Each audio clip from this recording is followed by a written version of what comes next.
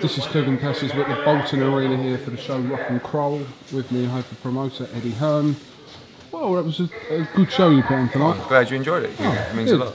It was yeah, disappointing result for us at the end. You know, obviously very fond of Gavin, wanted him to win, but can't take anything away from CROLLA, who's fantastic. And you know, if there was anyone that I'd want to beat one of our boys, it would be Anthony CROLLA, because he's, cheers mate, he's a top boy and he deserved it. I thought he was fantastic tonight. Start with Smith and Dodson. What a cracking fight that was. And obviously credit to both fighters, but yeah, Paul Smith with a great finish. He looked well, Paul Smith. Thought he looked good. And I said before, you know, at the press conference, it's nice for me just to sit there and enjoy the fight. Obviously, I don't have any of those fighters. And I like Tony a lot. Known him a long time. I like Paul Smith a lot. And you could just say good luck, lads, and get cracking. Really good fight. Paul deserved it. I thought he looked good. What a night for Joe Gallagher. I mean, two that won last night as well. Yeah. Liam and Stephen both. Yeah, it's a good gym right now. It's a great buzz going around that gym, and it spurs each other on. When you've got the lads, you know, I think it gives you that extra 5 or 10%. And Paul Smith done really well. CROLLA was fantastic. Debut for Scott Quigg today. Looks impressive. Yeah. Well, bear in mind he's been out the ring for 9 months. I mean, you know, to go in, the guy wasn't a mug either. I mean, he tried, and to get the KO like that was beautiful. And I really enjoy working with him. You know, obviously we've got the world title shot now, which we're making. I've just been speaking to the guys on the phone. I'd quite like to get him out in Hull, but we had to ask for permission to fight tonight from the WBA, so we have to do that again. So, but he's ready to fight for the world title, and we're going to win that world title in Manchester. What's next for Brian Rose? Well, he had the back injury. You know, he needs to get that sorted out. He had a few problems with the back injury in training, and then I think in the 3rd round he hurt his back. But he was a little bit poor. But I think he couldn't turn like he wanted to, and he couldn't load those body shots up like he wanted to. I think he threw like 5 or 6 body shots in the whole fight. So it was all right. You know, he boxed in April. I didn't want him to wait till September to get out again. So at least he got 10 rounds in the bank. Got a few quid for the summer, and you know, it wasn't a horrific fight. Options now for Gavin REES. What does he do? Was there a little bit of the Bronus defeat still there? No, I don't think so. I think he took CROLLA a little bit lightly, maybe, and you know, his hands were too low at times. But you know, CROLLA walked him down. Gavin couldn't hurt CROLLA. That surprised me. I didn't expect CROLLA to walk him down like that. I thought, you know, he showed a lot of strength and he outmanned him at times. You know, Father Time caught up with Gav. I don't know. You know, he's had such a great career. He's won the world title. He's challenged for the world title against the very, very best in America. You know, he's had a great run with us. You know, obviously won prize fighter, won the European title, won the British title, won the European title, defended the European title a couple of times, challenged for the world title. So he's had a great run of fights in the last 2 years, and you know, financially he's very much secure. So you have to sit down in your life and realise what you want. But you know, I said earlier to someone, if you love doing something. And let's be honest, you couldn't say Gavin REES was shot or you know, anything like that. So there's no medical reason why you wouldn't ask him to continue, because there's some huge fights out there, you know, especially at domestic level. But you have to sit down. And if getting up in the morning and having a training camp and having a huge night of boxing is what you love doing in your life, it's very difficult to take that away from someone, especially when there's opportunities out there for him still to compete. You know, I think what he's shown tonight is that he's not operating at world level right now, and that's no disrespect to CROLLA. He was fantastic, but if he wants to be a world champion, you'd have to think that he'd have to beat CROLLA, and now CROLLA's put himself in line for something big, you know. But you know, Gavin will sit down. I've told him just have a month off or so, just get on holiday, get away.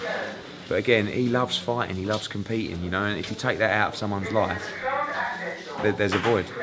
Is Anthony CROLLA promoted by Hattons? I don't believe so, no. I think he's just become a free agent or something, you know. There was some ferocious chanting today of Eddie sign him up. Yeah, I know, by the crowd. No, I mean, this fight was organised with Hatton Promotion, so you'll have to ask them, but you know, he'll sit down and have a rest. He deserves a rest, you know, he's just had a baby, and I wasn't sure about them taking the fight after the Derry fight. You know, I thought maybe it's a bit too soon, but you know, they got really fit and they got the tactics spot on to beat Gavin. Rate your show tonight out of 10. Should I rate it for you? Go on then. I'll give you an 8 tonight. Oh! Yeah.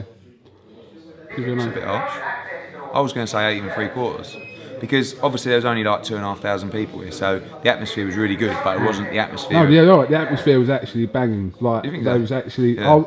For the second half of the qualifier, I was at the top. And you see like everyone going mad. So it was. Yeah, I mean, obviously it's difficult when you do sound like when you do big shows, but like when you're not in an arena with 7,000 or 8,000 people to get the same kind of feel that you do in an arena like this when we had like 2,600 in here.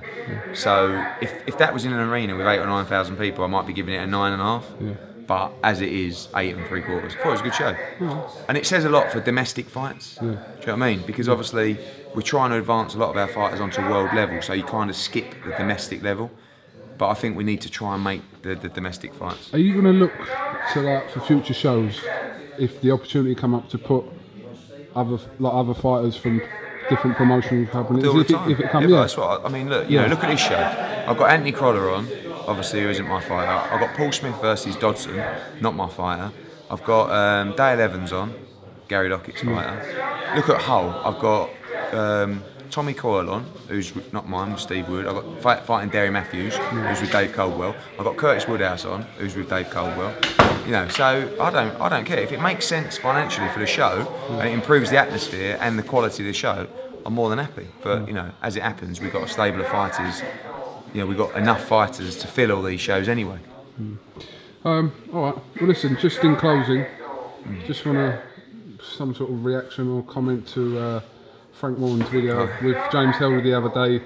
It was quite a fired up Frank Warren who had quite a lot to say about certain things. So I'm sure you and I don't know if your dad's seen it or whatever. Yeah, we had a chuckle. I didn't watch all of it because I felt a bit sorry for him. Really, it's like, you know, he's been around a long time. I don't know if he had a few drinks or something, but he's obviously severely rattled and quite worried for his health. You know, there's a lot of people saying to me, "Blimey, he needs to control the blood pressure." But you know, I don't mean to rattle him or put him on edge. I'm just trying to do my job. I honestly don't do anything in my career to upset anyone. Just getting on with what we do, but it's a little bit sad to see when he's been around so long and I'm just learning. So I hope he's okay. Can you sense a genuine hatred there? I don't know. Judging by the interview, you know, it's something. But you know, if it gets to that level and then things get personal, they're going to make horrendous mistakes because that's what you do. So we just stay composed and honestly, we just keep putting on shows like this. And I think, judging by the reaction of people tonight, everyone enjoyed it at home, and that's all you can do, just keep cracking on. And obviously, you know, if someone's had control and then they've lost control, it's going to affect them, and if they react like that, then obviously it's affecting them more than you anticipated. But no one wants to see people lose their reg like that because, you know, like I said, it's, you know, you want people to be happy, not stressed, and you know, it's bad for your health. So, you know, we had a little chuckle. But you know, I wish Frank the best. I hope that he can relax. Can you just confirm to me that Liam Smith versus Eric Oshiang is in your control? 100%. 21st of September, Sheffield Arena. Oh. I just heard a little thing. That's all. Oh no, they're trying it. I mean, it's ongoing. They tried, you know. There was a few people trying to scupper a few fights on this, but this is just how it's going to be now. You know, it's what happens. Like I said, when you lose control and you're banging trouble, you know, you got to try and do some erratic things. But you know, we just keep cracking on, working harder than we can for our fighters, and you know, just get our nuts down and work. This is finally brilliant to see Amir Khan here today. Yeah. But yeah, there's this thing that like. Amir and Eddie don't get on. We get on quite, and Asif as well. So I've said before, because he's got a fight in 2 weeks, and he's training in the morning, and Dom didn't want him. Fair enough. So actually, that was the right decision, but he was supposed to come. But like with Amir, like I said a million times, what he's achieved in the sport is unbelievable. You know, I mean, he's been a world champion. He's still so young. It doesn't mean that I can't have opinions that certain people would beat him. Do you know what I mean? So, you know, I think personally he's fantastic, and I think his dad's a lovely fella. But I just think Kell Brook would beat him. That's just my opinion. But maybe I'm biased. Maybe. All right, Eddie. Back to the hotel now. Not like that. Back to the hotel now, and then I'll drive you home in the morning. Are you driving me? I am.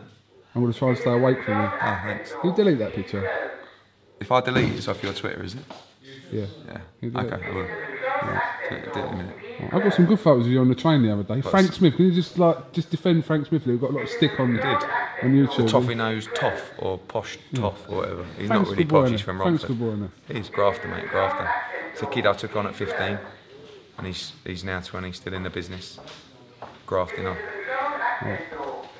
Cheers, Mick. See you later, mate. Coogan Cassius with Eddie Hearn here in Bolton. I'm not going to be at prize fight, but I will see you in Hull. Fast go.